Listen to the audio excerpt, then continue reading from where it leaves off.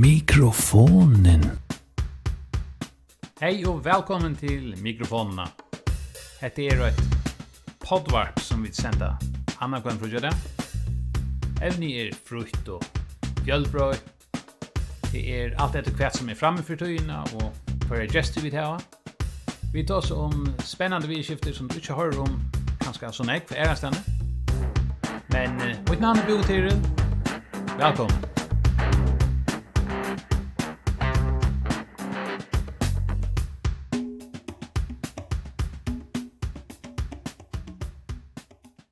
Hessu fyrir tossa vi Rosa Samuelsen.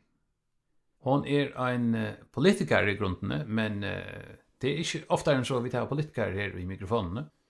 Men hon säklig och ser avvärd att tossa vi och hon har en stor avvärd för socialpolitik och social malen, social spårningen och social avbjörningen och hur arbetar negativt och vi tar sportarna om kvart som aktuellt i det och för att som arbetar vi och ösne syndrom henne rönter och henne hoxaner tar det kommer till ta hjälp som börn vi ser en törve få att inte få och andra såna avvärd vi skifter som aktuell i det och hon har en bakgrund eller bra bakgrund först har hon arbetat för fiskvinn och hon lärde till kontor här i Bacalao att det är miljön som jag tar här och det var egentligen fjällbrött miljö ta i Axel Hansenberg Belmakne och att han tar så pappan var i kockor Selfen Simonsen och hon arbetade fisk och rönde allt möjligt och var lärde till kontorfolk här och så arbetade hon i banka och lärde bankafolk att hon hade spärrkassa att och hon fortäller att här fick hon inlitt och liksom blev mera tillvita om sociala tvärläggar som jag har och sociala avbjörningar som jag folk har. Det var också en särskilt tydligt efter det. Och detta liksom var ganska början till hennes karriär och hennes nya öden.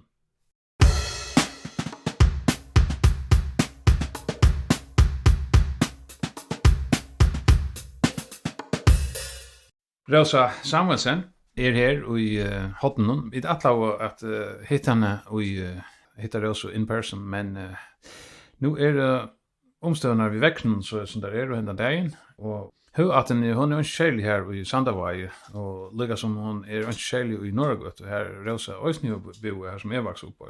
Rosa, du löktingskvinna och du har arbetat nog snägt innanför det sociala ödet och jag huxar mig att sprida syndrom dina karriär innanför allt det där. Det var ett fyr arbete innanför banka och så först du innanför också Anna och jag vet att du var i kommunalen arbete och du sitter nog snägt och nämnt om olika ställen och du så där och i löktingen. Kan du fortälja syndrom om dina bakgrund innanför det arbetet? Ja, det så att jag började som alltså det är så tillvånar så började jag i spärkassan och arbeta. Och långt här då jag såg att det var bruk för att ta hand om på folk hade det och för erbjudanden folk hade. Det kom till inte minst det kom till äldre forskare och även till småbarn familjerna och ofta det öde tråkigt att man att hänvända sig några ställen där kunde få hjälp. Mhm. Det kunde vara småting det handlar om att man skulle sätta långt ut omsökningar ut att det skulle vara. Så innanför peningastons inte här vi ser vad alla sig halvläsna så här. Så man undrar bra vita om för att aktören var till att fast att bruk för det. Rätt är avvärst alltså jag hade först för höra när jag säger att men det är säkert innan för en hänt för alltså men jag hade först för höra när jag kan fortälja till att arbeta i en banka eller i en spärkassa eller i en pengastonar häver liksom låt upp några perspektiv här innanför det sociala att man blir så bevisst om sociala avbjörningar som finns i samhället så det är också avvärst. Ja, alltså det är sig spär om man tar kan man säga avkräva löner och alla pengar och vi ser betjäna konton och ta pengar ut och eller in. Men det är efter att du kommer på en annan måte in och i personliga vision som fast som man inte gör så färd om. Mhm. Så att jo att här alltså man säger man det börjar skriva självuppgaver och öppna uppgifter och skriva omsökningar här allmän myndigheter så att Det var en spännande uppgave, men tyvärr är inte akkurat han inte har pengar som inte har likelott i det som man är för. Nej, alltså hade brött nog snägg. Men Att det brott nog. ja, men det är så en lång server, men hvis vi lycka hitcha efter syns det för perspektiv här. Här har du så en ingång till nog snägg sociala vinklar, men så också till Abdun i var nog center var det inte Abdun som gör det nog snägg här för att hjälpa folk som är så bloggar vi läsa eller skriva och sånt ting. Hade jag hört också då. Hur säger han? Ja. Alltså Abbe Moine var ju att Jekvan Simonsen. Ja. Han var sonen till Jekvan, nej Edvard Selat, ja. Ja. Och han just öra nekvon faskon om att spela till skola så att sända omsökningar för folk till skola. Ordna till skatteavgifter och han skriver brev för folk. Inte jag skriver upp fortare brev. Här kommer öra nekvon folk som heter säljer avblankar in och golvtjånen så fingerna just på hand. Ja. Och inte minst var omma en kona som har öppnat det. Ja. Här som folk kunde komma in och få sig äta. Alltså, det var folk som hade avstörn eller trodlagar som sa att vi dörrar på samma jockon och åt dörra. Och det var alltid en för personer var välkommen och vi fick alltid veta att det var inte bättre än några andra så att vi skulle få ordentligt. Speciellt, ja. Vad var han annars yrkesmässigt han Abdun? Vad gör han annars så? Alltså han var temperöver och är en finkallande arbete plus det han är kommunskrivare. Och tar det sen man lucknar i skatt för till fast såna men alltså det är så det vill jag arbeta nej men alltså det som man säger man ska folk lite här så isen på kontakt för det för skära. Akkurat, ja. Det folk lite ta hemma privat, hemma i stoven. Okej, ja. Och jag tror man kommer i kontakt för öden det folk kan ta bara med folk och ta ju fast doja och på gift och alltså det var öden det alltså det var sort alltså ett opiheim man säger. Och så kommer du nu har det syndrom nu skiljer det syndrom är en perspektiv här men så kommer du upp i kommunalpolitik eller absinna arbete med social spårningen hur så begynte det här? Det har helt fältet att är bestämt upp till kommunstyret alltså jag fick en uppringning med en arbetsvägar som hon har länk och följt jag fick en uppringning till att studenter uppskriva listan om till kommande kommunväl. Ja. Och nå alltså jag ska göra det. Nej och jag blev jag tog bättre att fatta vi låta kast. Okej. Men jag kom så in som eka helt annorlunda sedan var jag. Och fick öra nekvar uppgifter alltså så tack att man bröt arbete via bröta. Det är man med sitt men för det är till att man kan vi gör en stor utstitching och vårton inte minst för skrånne. Jag fick alla sådana centrala uppgifter. Ta jag kom in och kommunstyrelsen. Och för på en annan måte fick han en uppläring där för inne och ta så väl var efter så ända som borgarskör. Ja. Och hej så långt och en vitan till att så alltså hej förlag att ta mig att uppgång så var det för framåt. Det var rättligt överst. Ja. Jag kan lugga stortlänga nämna att Abbe måste säga allt för att jag lite smart inte att hur är det politiker. Alltså det säger han ja. Det säger jag men det tror jag också på att jag var öjla snäg detta och ungjätta isen så att jag tror jag omkande på så det var öjla till fältet att det är så blev det på lista och så blev allt. Ja och så arbetar vi lokal politik här blev borgarstyre Sandavai och men så hade det varit kommunsammanläggningar här var nästan och till vår kommun. Vår kommun. Sammanläggning med Voa och Sandavai. Ja, akkurat. Men så ända du i landspolitik just nu? Ja, det gör det. Så jag fick en avtal om att ställa upp. Och det var sen jag var shower på så jag började vi att inte kunde ställa upp i Västra och så blev så ställa upp från central och av havn ja. Och faktiskt var en stor omtryck och blev vald in och även också kött och i landstorg. Ja. Han samgångar som vet vad hon Chesamgången hon var det stort och så kom vi fram med att ABC och inte som landstorgen och det ser var en stor en avgång så vill det nästan att det var ju ringaste fortare grepp som vi kommer upp för att så det var ölen har men samtidigt nej just att göra mycket svårt. Vad var det som du minns mest till att en arbete eller sin uppgåva till sammanhangen? Alltså det som var ölen här det att man skulle finna spärringar det var inte pengar. Men det som det otroligt stor avslut att det var inte orkternas borgarna skulle nästas vi. Så de tar alluga blev till också till alluga till värre. Men det är inte arbetsplatsprojekt vi att lägga allmänt som närverksamma så är det att man slapp fra till att som enkelpersoner tar det bruk för jobb att vi håller det till två imiska skipane. Som du skulle jökna på här och alltså det ser man involvera öronäck privata personer vi skiftar skulle involveras till näck därför. Ja.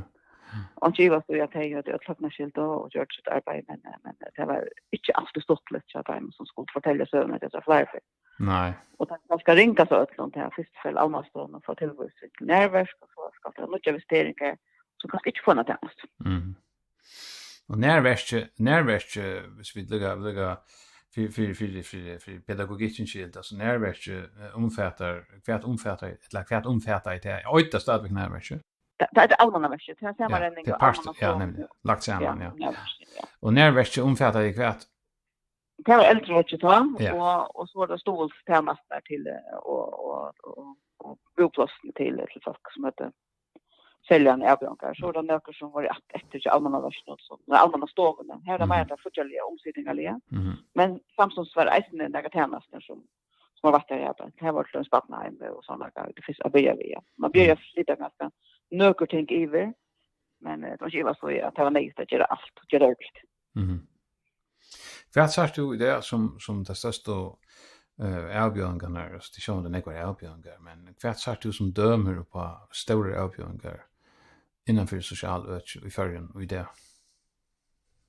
Alltså det stora avbjörningar som är suttje är att ta och en person är oansam till baden eller till vuxenfolk som kanske först är för en sjuko eller en diagnos eller att en inläggning att man ska eller vad något.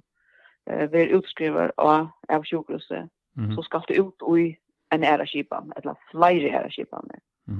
Att till dem som familj har ett barn som blir avbjörningar eller blir bräck att du inte fär att till på samla till på och boje ta och i törven du ska såna bojlista en örnesta och ta ett sådana finch staffest det så för ganska och en diagnos så har du inte klart till på runt om barn. Det kan vara barn som kan vara bräck, det kan vara barn som kan vara fänt upp att man vet att barn som går i skola eller barn där.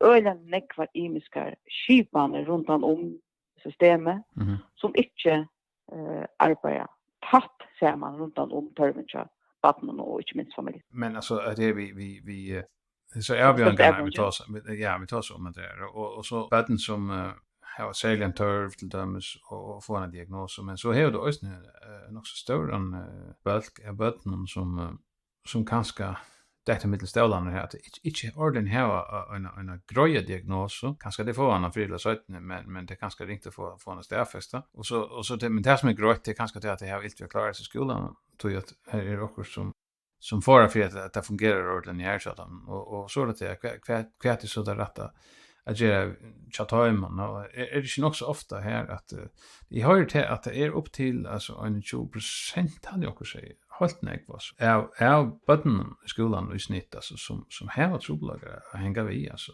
nu var det ju om det är rätt höll alltså men det är också snack button är det inte jo det är rätt snack button och är det här som kanske är inte och det är kanske det att man man fokuserar öneck på diagnoser. Det säger att vi ska få en lära hjälp eller tjänst och runt om vattnet så ska du ha en diagnos av orsaken till. Och det man kallar för grassombettne som är väl att detta ner i mitten. Tror jag det ska vara en diagnos som kan avgöra för upp till fast till de stolströmmar eller det ser till på ett land att det är hand om det. Så det är inte vad står att som vi säger lacknarna blir säga att det är lacknarna som vittjar en diagnos. Och annars skulle behandla bötten efter en törv det av. Visst det manglar en holistisk avskåan eller en holistisk tillgång till som är som troblagen så blir det väl till att hvis du har en klockklara medicinska diagnoser kanske du har det kanske du har inte Så blir det den gråzonen här, ja. Det blev en gråskott. Och självt om du har, låt oss säga du fastar med diagnos, hon har så. Men det är tillbörn, det nöktande, det är så östningsbörn grater det här. Alltså, jag har en känsla att det är en ägg som inte, sikkert en ägg som får gå hjälp, men det är en ägg som inte får till hjälp, det har törva. Så kvart är det som man kan göra här, för jag vet sånt här. Alltså, jag säger att hvis man tycker efter battnen och törven till battnen, så är det viktigaste att sätta runt om, oavsett för att diagnosebattnen är. Ja. Tror att vi har special utbyggnad folk. Det är inte det som vi manglar. Nej. Men det som manglar det är att vi ser starfolkene samman. Så att de kunde hitta efter vad det är törbatten över och så vita hjälp efter tog. Det har vi flera skott i mitten i muskelskipaner. Har som töcknaskilt i mitten. Ja, akkurat. Så fart samordna, nej. Det fart inte med sitt tvärfakligt. Eller tvärsektuellt fast du inte tidsju og hukt etter hva det er som baden feiler. Det kan være baden, det kan baden vi bretje, det kan baden vi atferdsutlagen, eller sosiale støvene kanskje ikke er så god. Altså, men du hever ene skott som er mittelen baden, altså mittelen skipene, så du rekker ikke inn, samla og finne det hva det er som baden er brug for. Og så hører man ofte om bøten som kanskje har haft troblager vid sjøvnene eller hørnene, men det finner man ikke til at det er til, altså det ser ut at det er i ordan, men så finner man til at det er også her som forstår at nå lenge tog kanskje, og tar man kanskje helt i at det var tvåst mentalt i avleie, eller også og så örenfören hör man om ankran som har haft också Ola och ta hela vuxit jag hörde man en drang som är väldigt aggressiv och han är sån raserianfall och ta funnit att han talade inte socker ta gå och köpa socker så blir han i ordan alltså. Ja, så det ser man att det är för vi är botten alltså att det är en konstrukt som spelar in alltså det ger vi dock en öliga lite färrum. Ja, det helt det. Alltså kvart är det som vi ger på att man äter. Det får ganska chips och det får bomb, det får sådana vatten och allt att hugga och för det sån ting. Ja. Och det är helt avvärsta som nämnde ju Anna talar om ägger och öra bottnarna. För några år sedan så hade vi en samstarv vi en skipan i Danmark som huggade efter samsjön och botten. Alltså det är inte det vi vet att de var blindre eller särskilt men tus äggen är inte alltså det är inte reglerat i rött alltså du tar kvar rättning. Akkurat. Och det var ju så att det är vändningar intensiva vändningar som skulle till att få rätta till på inte rätt på tingarna. Och man ser det att på förspöten inte böten är så näck och där står som förspöten som man säger skadar för oxygen. Det kanske så att dronchen är så länge arbetstid som man ska vid förjun. Ja, det är inte allt. Det är synd löj. Man skulle tro att vi hade sånt extra tog i förrjun till det är inte så näckvävet som det är nästan mundigt sagt. Nej. Och med välagen är bara så. Ja. Och som man säger att där står någon hävet då kanske 4 botten till en vuxen vuxstå. Och så kan du förklara att trösta och göra en botten omsorgen som har bruk för mer än kanske in här. Ja, så hela så laga, ja. Så jag tror att så att 4. Som inte får det uppmärksamhet och uppmärksamhet som det har bruk för. Och sett man så sätta så får jag kan ta upp att hvis du känner en diagnos direkt här, ja men så måste du köra efter alltså till en sån gamla mentalitet som är att du köra så får jag kan efter en sån one size fits all frimlig att hvis det inte passar ja men efter du standard så måste du ha att du är lite svårare på att det är och så går det att du och så det men så kan man så ja men är det inte så att du har så fulla på att det kanske en som ska bruka för eller 2 har bruk för att få ja för mer uppmärksamhet och kanske man rörsler som det kanske inte får ja så tar det en lång tid att få att la bruka uppmärksamhet på att kanske 1 eller 2 aspekter har bruk för att få ega hjälp. Det är långt från vuxenstunden och upp efter att du inte får sätta in till rätta upp på att inte köpa den. Så när kommer till vi eisen vi öron alltså. Ja. På sådana krediter så vid ett samstarv i samband med samsjön. Här visste jag eisen till att till fly för en button som inte höra något väl att det får styra. Alltså det får styra igen. Också gör hörnen alltså. Ja, vi hörnen ja, men tar det eisen närka som man brukar se öra buffarna. Här som du reglerar vid tonlage. Alltså vid rytmen. Alltså man ändrar man lägger det till småböten att man får sova. Att det är en slags avspänning att få i öronen och muskulaturen runt om. Ja. Som ska bära i sammansättning med ögon och öron. Och rörsler. Ja. Ja, det största området det här. Ja, men det är komplext. Ja. Men hvis man inte är uppmärksam på alla tingene, så framlar jag vid böten som inte får hjälp. Ja, det är inte onödigt. Alltså, nu nämnde du som ett döme här, du har, låt säga att du har badnagar eller vuxstov. Och som jag de som arbetar här, de då så där på en väg att ankre att de har törv och mer omsorgan. Andra ganska onkel som är som det sälja ganska vibration. Men det kanske ringt att stäffas den här diagnos så här. Så hur ska du ta gera? För ska bestämma om det skulle ha en extra hjälp. Så hur bestämmer du det? Här är det bara en trubbelaga hvis det ska lära stora system så skulle bestämma ett standardfrimland alla tøyna. Hvis det kör öle väl utveckla. Ja, alltså det är så att hvis du först en badnakar där var så först en misstanke om att badnet strövs till människt. Ja. Så ska det ju så fällt en eggline till från pedagogen och man ska göra jobba mer på att det som det är bruk för det. Men så ska det ju till eggline till sedan. Och här är bojlisten. Och det är ganska upp i 8 år och en badnet släpper till eggline. Och ska badnet så vojar ganska till psykiatriska deplen. Så är det attra bojlist. Intressant att nämna. Ja. Du nämnde psykiatriska deplen här och jag hör så ofta det tas om psykiatri och det är säkert relevant som för men man hör ångan snacka om neurologi alltså men neurologi är väl minst lika relevant i egen för när det är. Jo, just. Alltså det är bara ut som att vi fokuserar på det. Ja, akkurat. Det är fokuserar inte helt. Nej.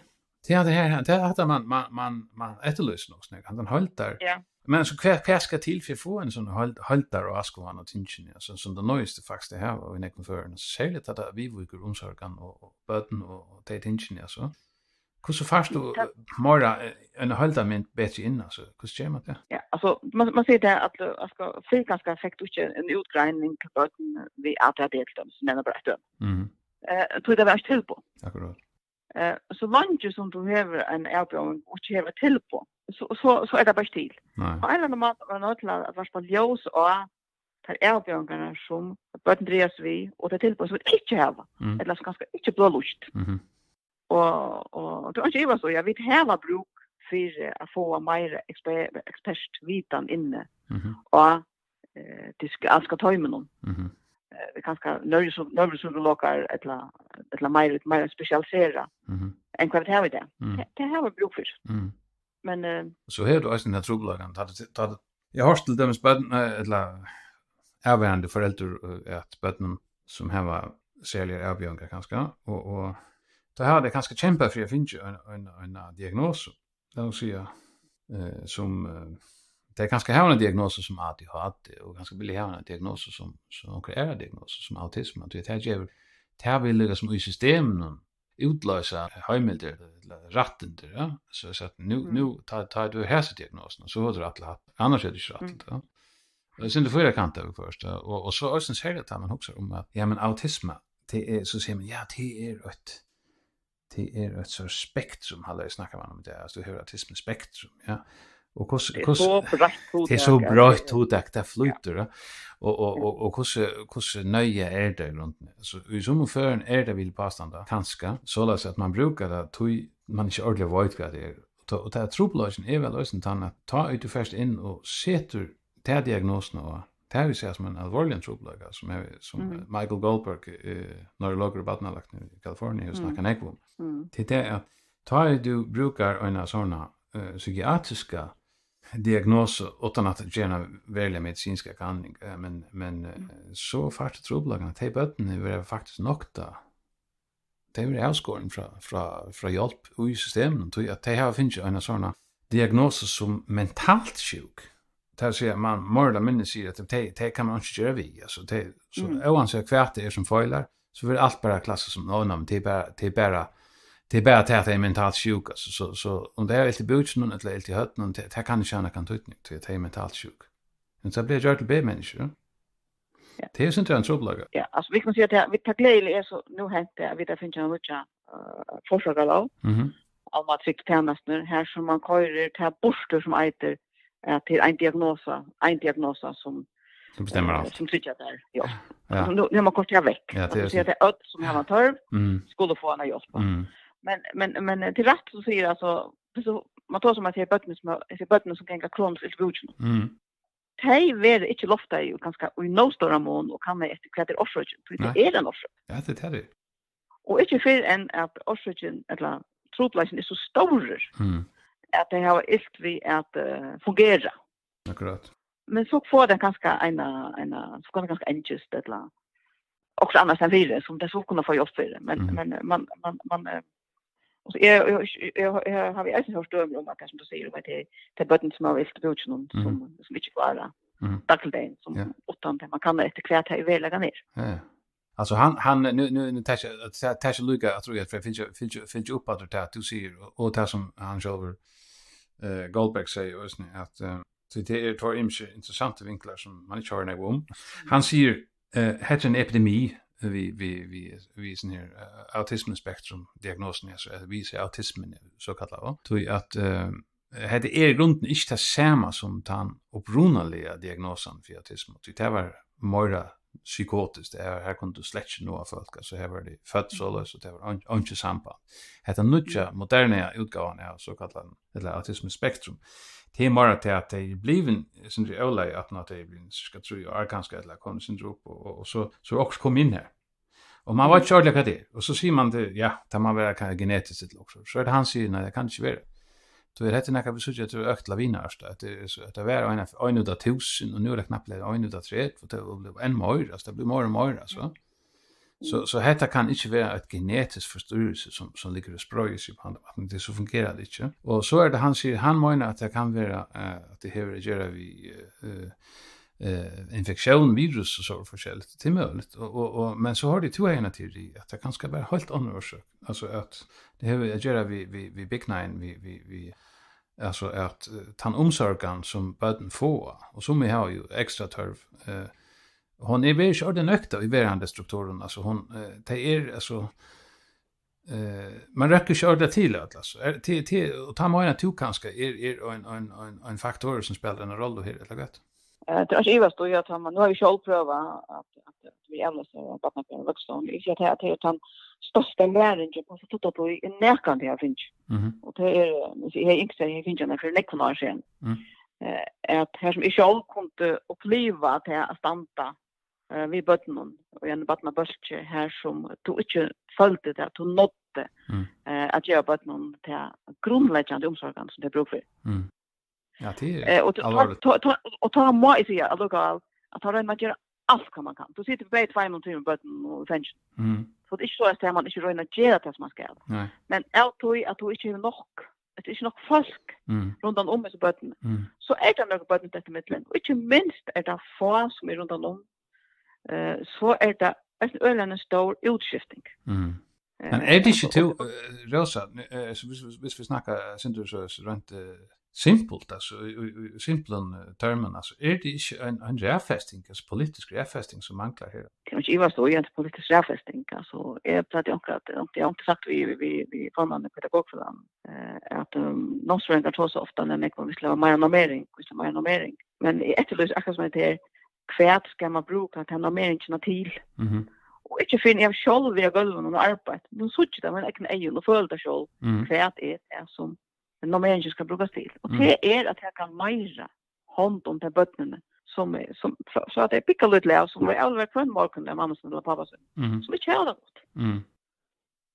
Alltså bara att du inte kan ta och trösta ett barn no lunch till ett rikt. Ja. Men en möjlighet att ta ett annat barn till det som tar tröska träd. För detta barn till att det är inte fokus utan lötna mest bruk för. Ja. Hade vi trygghet att eller trygglagan hade är så grundläggande att han över Porges som skriver så till Rina om polyvagal theory hade jag hört om det är stinchen här vi att du måste ha en grundtrygglagan till att annars så är det alla tydligen i en sån här stöv och här du måste till följde höttan alltså det är sån djurist att göra att du kommer en sån alltså kemiskt kroppen och i nervlänet det blir avskräckande alltså. Du är under den här höttan så nöjst då systemet så är ju en sån chamber i testöverna och ta sker hälsan och ta sker det mentalt just nu kan man säga på lång sikt alltså i nekom för men alltså att det här är ju otroligt avvärst så du menar att man skulle satsa mer på det här och simpelt sagt till er vi må ta det i allvar och göra mer vi att omsorgarna parten blir lite uppordnade. Det är inte ivast och alltså nu har vi ju ändå haft möjligheten att vara uppe i resten och vi ser färg omförn har vi ju säga till en för har varit uppe och har kontakt vi och då så vi till först så sålt inne. Dejlig älsklig unge män. Men att sitta så en äldamon och tar fortälja tar uppväxter. Hur så det har varit switch. Alla vem uppköp. Det är reat. Ja. Det kan hemma kunna konstatera ett döme. Hemma bara kunna ett döme och sagt hur vi det just hesa lusten överse. Så är det rätta next, men vi har för next out time. Akkurat. Och då det kommer att läsa böcker som inte färdiga grundläggande omsorgen som kanske för nya vuxna ja. Så här det ser böcker som blir benchen och uttryck och som blir ut att reagera. Då här så stilla böckerna så för in och i sig själva. Bäj lugaring. Ja, det.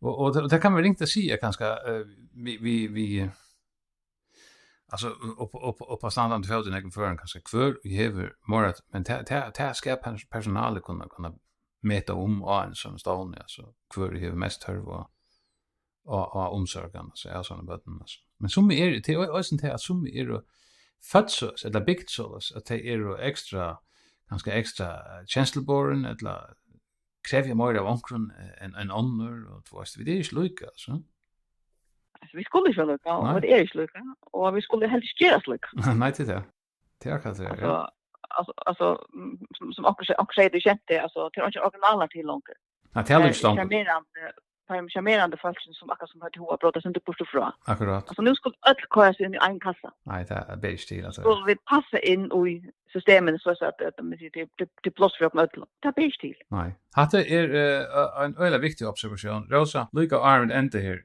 kvärt helde till eller kvärt kan du fortälja oss som är aktuellt av det politiska fronten innanför socialområdet kvärt händer kvärt planer är aktuella.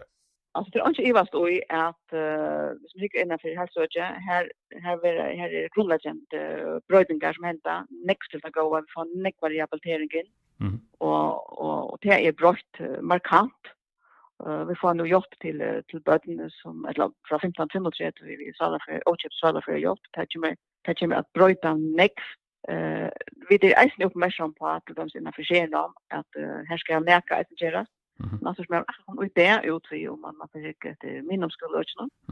Jag vet inte att han är fokus på folkskolan.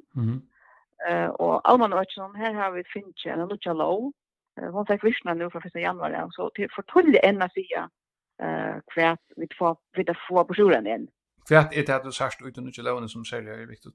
Alltså det som är så ut i lucha low är det här är det man är kort diagnoser borster. Vi skulle ändå det gå tillgång och utbygga henne så att hon mera brukbar. Kan du vet trubbelagen och till sammanhanget. Alltså hon vill bara ansvaret att det bara till vi börjar med autism. Ja, akkurat. Det är för smalt alltså. Ja, hon vill inte få smöl och nu ska man kontakta alla baskanderna och det som är högre av folk säga, alltså folk säger för äldre säga, det är att det är folk som sitter runt om bord. De har en avbud att komma vid en tillmäle till en lås. Och tar du sig faktiskt sitta runt om bord kvar är faktiskt se vad det tar till. Alltså det är kvar det för törver till kan du bruk för att få jobb. Du vill skolan runt om till scener runt om med till hälso hälso att du ska aska det plent att ha barnavärn du kan ha barn scener. Allt vi så nu lä har avbud att geva sucht utkast. Ja. Som förpliktar dig att veta barnen och familjen hjälp. Det är akkurat det som folk efterlyser och har bruk för. Och det går vi till mycket långt alltså att tjänas med allmän värst i skolan samskipas nu. Okej. Kan vi ta sig in till borgare och har bruk för en tjänast då så är det inte så att du ska söka från en stad till ett annat stad till innanför som skipan. Mhm. Men till skipanen som ska hitta och analysera vad det tar du över. Mhm. Samsonde som att Almanverket har skilt till att samstarva vid ökene utenom. Mhm. Till dömsverket och badnaverket och Mhm. vad det nu ska vara. Mhm. Och inte minst här finns ju nu får vi nu ägstna Lukas Venning som är skrutjande. Vi lyckas ha svängning. Vi Lukas Venning. Vad är det? Man finns inte Venning, men Ja. halta på en förlagan vi Luka. Ja. Alltså till döms så finns ju hela ska jag lockshort och så vändning eller vad vill det typiskt vara Ja, som så kan förvändningar så kan ta ergo eller fysioterapi alltså. Mhm. Och vi vet att det är till mangel på tälvändning isen så det kommer ut från sjukhusen och det är man är vi att sätta till värska sjukhuset. Mhm. Men då kommer ut alltså bättre kommer äldre och då kommer ut allmänna. Här manglar han funktion. Okej. Och det ser man- är vitala samskiftes. Man missar bulten lika som tar man kommer ut av sjukhuset eller så. Ja. Så det blir till att vi har vi lyckas vändning så kommer man inte av lämna så klarar man att komma och fungera liksom. Alltså till vi lyckas vändningar så är det ekofysioterapi. Ja, men Ja. så det är inte och nå stora mån talent voice med här kan man köpa sig till. Mhm. Så det är om och tök. Mhm. Men till en flyer fast som har bruk för att få kostrådgivning. Alltså, Ja, akkurat. och i haltene och i Mhm. ödlom. Ja. Och men det som är alltid vi tar mest bruk för att det kommer till det som är mitten Arjan och Sheitrus. Mhm. Det är att du kan ha möjlighet att färra till madamars årliga färd till omlattning. Nej. Men madam är helt vill haft det man kan färra ett stä Mhm. här som kunde inte männa ett land vi Lukas männa ta förlägga då över. Och så är Bättre pitstop för folk eller så. Alltså kolopol man säger Ja. det. Ja. Så att säga att det är ett ändamål tar det först. Alltså är det syndrom familj vid lifelong learning och det tingen att ja. Ja. Det är ju avvärst, ja. Ja. Är det några konkret gång där alltså några tankar eller några uppskott? Beinlejet, alltså det tänker ta så om och det tänker ta så om och det är snacka som behöver vitchast i samband med mål som har vitchast lagt in någon här som att det flockar ju av ju att så att till mangel på att få högt arbetspotential. Mhm. Alltså det är inte till att du ska färra till en omlattning och det ska ske att du överför det händer men det ska vara en omlattning kanske inte fast det är ett ändamål igen. Mhm. Det ska inte vara så att bara även skulle avlastas men det ska inte vara så att du ska kunna hålla att här till en förläggare vid Luka Mhm. så att du klarar det bättre hemma i isen. Vi tar så om så tropplagan här eller så avgångarna rättare sagt eller som målen innan för social öke och så man det kommer man ofta in och hälsoöke och i till sammanhang så det är liksom också något överlapp i mitten här är det inte? Det är ju och kanske en ekvation kanske manglande samskipan. Ja, jag hör ju ofta att alltså till dömes nu här vi tog bättre till skipan att kycklingar i förrjun kunde släppa in och sjukhus rutsjukhus och liknande eller är faciliteter i Danmark och till en fantastisk hjälp och till bjärga många men så hör man väl först att det blir utskrivet att det är näka här som inte ordentligt alltid fungerar alltså att det blir så ordentligt fyllt upp och till som att det är att ett landa glopp i mitten här så tar integrationen i mitten det förskott att han ska hälsoverka om det är som är trubbelagen vad det är men här är också i skipan eller här är ganska förnägva skipan. Vad är det som händer här? Nu ska jag köra ölen klockan in för det man är internt i hälsoverken men som jag vet upplöst så har man ölen nekva skipan där inne i hälsoverken och jag har alltid hört att det är på i fjörde. Tekniska skipan som man ska arbeta via få samma show och helst ena skipan. Och det tar så den förska hälsoverken vi tar så. Det är det förska. Ja, det är det förska. Och då det kommer till att du ska ta kycklingar som färra från förrjun och nyer så har man inte någon beinleis skipan som tar sig samman i mitten till imiska stöjne i Danmark och sjukhusverk i förrjun. Okej. Jag har alltid dömt också om att en kyckling kommer hem och finns en allvarlig depression och för hem lös. Ja. Här som ungen teker motor, alltså ungen mottagare. Ups. Som tycker att folk kommer hem tryggt och gott. Och att vi sätter att ta hjälp från de som tog bruk för. Och i hela tillfällen är det en rätt sjuk personer som inte orkar till själva och kräver ta familje bonter och som är för att jag luften. Akkurat. Och ta det en skylight som heter. Ja. Men det är faktiskt som kommer nerifrån och blir inskriva i beinleis, alltså utskriva nerifrån och inskriva av hälsoverket. Det är väl ofta i nästa hormon. Okej, ja. Men det är som inte skulle in efter sjukhus och vänta. Och det vill skriva. Ja. För att han parten och men så vi talar lackna som är öl uppmärksamma som ringer hem till kycklingarna. Isen nerifrån och ringer till kycklingarna. Och ta hand där, men det är inte en fast skipan. Nej. Som akkurat som trigger att ta det för att stä när jag åter och går till hand att ta länder av flödet till någon och trigger att det är allt här under om som du har bruk för. Här då tar vi hälsomål här om hattar oss, ne? Jag har inte tagit vi han det som är högst så jag vet att det heter tillfälle men är vetande om att han vet att det är utanlandsdalten till dömes ganska som ska styrka tandparsten som är beinlästen för långt i armen till att kämpa folk isen som kämpa kombatta. Ja, men vi tog så hade jag att vi tar finns ju nog snägt vi här Rosa och jag tackar för att du hej stunder att ta så vi kom. Jag säger tusen tack för er själva. Och gå att nu vi gör vi din arbete. Tack för det och så mycket.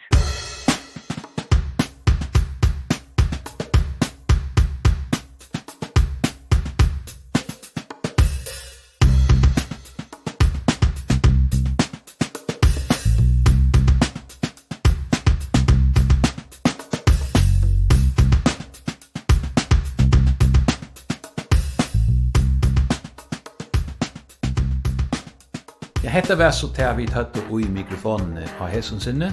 Vånande finker dit neggborsur. Tack för att du luftade. Vi berättar om 14 dagar.